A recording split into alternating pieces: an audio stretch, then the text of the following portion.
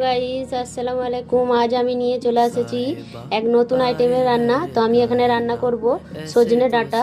তো সজনে ডাঁটা রান্না করার জন্য আমি এখানে পেঁয়াজ কুচি, সামান্য মটরশুঁটি নিয়ে নিয়েছি, এরপরে নিয়ে নিয়েছি টমেটো কুচি, আর এখানে দিয়ে দেবো আলু কটা। তো চলুন রান্নাটা করে নিই। তো গাইস আমি এখানে কড়া বসিয়ে দিয়েছি, কড়াটা গরম হয়ে গেছে।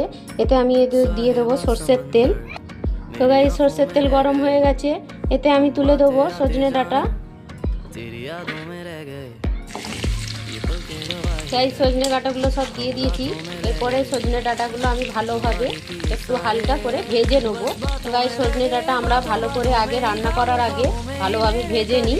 এতে যে হালকা যে হালি যে গন্ধটা ছাড়ে, এটা ভেজে নিলে ওই গন্ধটা চলে যায়, আর রান্নার সাথে টেস্টটাও খুব ভালো লাগে। তো আমি ভালোভাবে এটা একটু নুন আর একটু হলুদ দিয়ে ভেজে নেবো। তো আমি এতে দিয়ে দিলাম নুন, এরপর দিয়ে দিলাম হলুদের গুঁড়ো। তো এই দুটোকে মিক্স করে আমি ভালোভাবে সজনে ডাঁটাটাকে ভেজে নেব। তো গাইস আমার এখানে দেখুন সজনে ডাঁটাটা হালকা করে ভাজা হয়ে গেছে, আমি এবার তুলে নেব। তো গাইস সজনে ডাঁটাগুলো তোলার পরে এরপরে আমি আরেকটু তেল দিয়ে দেবো, সর্ষের তেল। এতে আমি কটা বড়ি ভেজে নেব, বড়িও দেবো আমি সজনে ডাঁটাতে।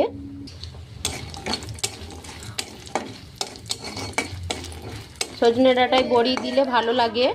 এর সাথে আমি অ্যাডও করব কটা চিংড়ি মাছ। তো চিংড়ি মাছ সবজি যে কোনো সবজির সাথেই দিলে খুবই মজা হয়।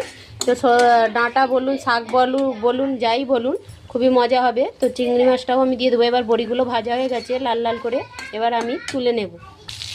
তো গাইস আমি এখানে আরেকটু তেল অ্যাড করেছি, অ্যাড করে এবার দিয়ে দিলাম পেঁয়াজের কুচি।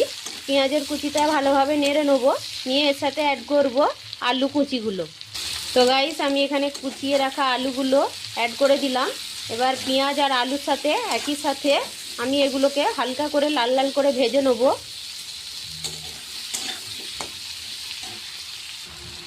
তো গাইস এখানে লাল লাল করে আলুগুলো আর পেঁয়াজটা ভাজা হয়ে গেছে। এর সাথে আমি মশলা অ্যাড করে দেবো। তো প্রথমেই দিয়ে দেবো নুন, তারপরে দিয়ে দেবো লঙ্কার গুঁড়ো, তারপরে দিয়ে দেবো হলুদের গুঁড়ো, এরপরে দিয়ে দেবো ধনিয়া আর জিরার গুঁড়ো। আমাদের একসাথেই গুঁড়ো করা থাকে গাইস, আলাদা নয়। তো এই মশলাগুলো দিয়ে আমি ভালোভাবে আলুর সাথে কষিয়ে নেব।